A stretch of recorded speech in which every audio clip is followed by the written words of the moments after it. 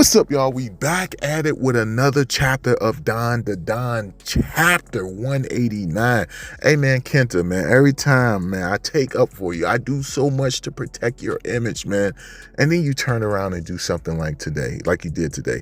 The transformation that he does with his nanotech was straight like the design, everything about it was sus. It was, I don't know, man, it ain't take to my liking. Like when they was about to transform, I'm like, yo, he about to come out looking like Voltron, Mega Man, Iron Man, you know what I'm saying, like, yo, Robotech type of stuff, like a Gundam, anything. I'm thinking he's about to look like any of these type of things.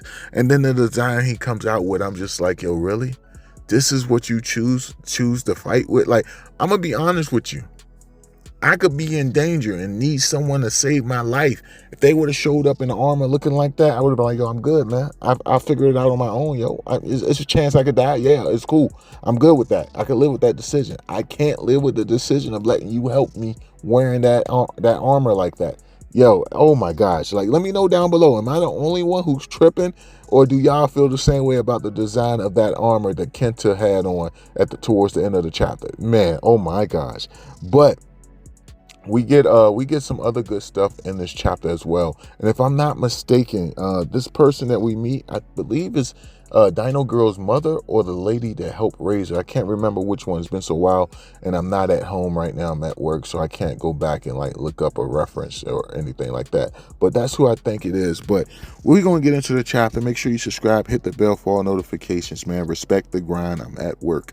But the chapter starts off where you still got, Okarun facing off against the crossbone dude, and you got it where the crossbone dude is thinking about some type of marriage and a woman being taken away, one of the eyes missing and stuff like that. And you have it where the crossbone dude starts to attack, Okarun. Now, thanks to Okarun wearing the armor, he's not really taking any damage. He's actually able to go on the offensive. But then that's when the helmet opens up. You got the woman come out. There's a woman in there. She comes out the suit and she bites Okarun's arm. Now, this woman looks like the same lady who was with, Dino Girl when we seen her flashbacks. So I'm very curious how this is actually going to go forward. Like, is it going to be a situation where she actually joins the Dandadan gang? Because it looks as if she's wearing the armor suit. And, this armor suit tech may be the same as what, the dinosaur outfit that she wears made out of. I'm not 100% sure, but it could be the same type of technology. But you got it where when she bites Okarun screaming in pain. And you got it where he actually hits her away, but she keeps coming in. She keeps attacking that arm. And I guess her whole thing is like, yo, I'm going to hit him where I wound him at so that he can feel the pain that I suffered for the plans that he ruined. Because remember, she wanted to, accomplish her goal of getting close to someone so that she could take him out in the army from that last arc.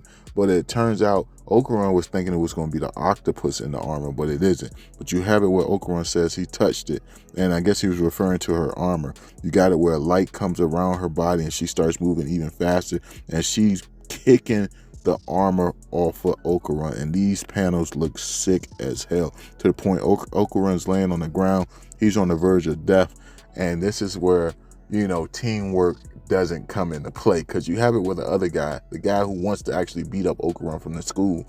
He sees that Okarun's on the verge of being defeated and crushed by the crossbones. So he's like, yo, oh, hell nah. He jumps in and starts fighting the crossbone dude, saying like, yo, I told you I'm the one that's going to waste him. No one else going to do it. Like, yo, if you want to get in my way, I'll waste you instead. And you have it where he starts attacking the crossbone dude. It's like, yo, you guys are teammates. You guys got the same objective. Like, yo, you need to work together. It's crazy because Okarun would have been defeated had not this guy stepped in. And you got it where they actually fighting amongst themselves, and he's beating the crap out of the crossbone girl. Next thing you know, you got it with Kenta. He walks up to Okarun like, yo, all right? You all right? You alive? Look, man, we can't beat them separated. We're going to have to merge together. We're going to have to combine. And you got it with all their armor parts and everything open up, and they start merging together. And I'm like, yo, these dudes are about to turn into something amazing. This is when I'm getting amped like, yo, what's next? These guys can't be stopped. Like, I'm hype as hell. I'm seeing the pieces transform. You got Okarun being pulled in and merged with them. And I'm like, yo, this shit is about to be dope. And then you come out and it's like, yo, what the hell is this? Now, I'm gonna be honest with you. I know I said I wanted it to be like either Gundam, Voltron, or something like that other design. And it does look like one of the Gundam designs from the first Gundam series. Not an actual Gundam, but it was one of those ones where it was like, it didn't have legs, but from the top, from the leg, well, from the top up, it just floated around and it had like bullet handguns for his fingers. That's what it actually does look like, but this design just, it ain't it. And then you got Okarun head sticking out like it's part of like the balls or something like that. I don't know, man. It's just really crazy to me.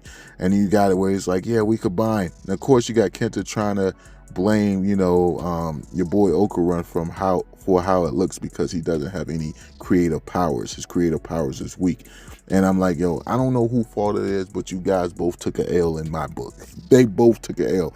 But next thing you know, you got it where the guy from the school who wants to beat Okarun, he ends up knocking out the crossbone person, and then he goes to attack Okarun. But you got it where Okarun is giving his knowledge to Kenta on how to fight this guy, because you know Okarun has the knowledge, the fighting, I guess the combat sense or the combat knowledge due to his time using Turbo Granny's power. So of course he's giving directions, and you got it where Kenta is following the directions, and he's trying to attack, but you have it where they're just moving too slow due to all the weight from them being combined. They can't keep up with the speed of this guy, and you got it where he's taking advantage of it, and he's beating the hell out of Okarun as well as Kenta at the same time. And he's constantly asking Okarun to show his true power, to use his true power. So he's unaware that Okarun no longer has power, and I guess with him being unaware, I guess that means that the German Saint is unaware as well. So I'm curious what's going to happen once Okarun actually tells them that he has no power. Will it be a situation where they'll leave him alone and allow him to remain, I guess, normal or undefeated, so they say? Or is it where they're still going to try to draw out something from him, where they're going to say, nah, there's something lingering within you, you just don't know about it, and then it's going to come to Okarun actually having a reawakening. I wonder if something like that's going to happen. But yeah, at the end of the chapter, they find out that merging has made them both weaker, and that's how the chapter ends, with them not knowing what to do. Hopefully they'll get it where, you know, both of their minds are on the same wavelength where they can create the ultimate armor that doesn't sacrifice speed for power. Hopefully that will be the case. I don't know for sure, but damn it, they need to do something, because I'm getting pissed. I'm getting pissed. Also, I wonder what's going to happen with the girl that's wearing the crossbone armor. What's going to happen with Dino Girl? Is she going to find out that, you know, that this lady is actually here on Earth and fighting her friends? Very curious how all of that is going to go down. But we'll have to wait till the next chapter. Hopefully you guys enjoyed this video. If you did, thumb it up, subscribe, hit the bell for all notifications. This your boy Nero Megaman signing out. Peace.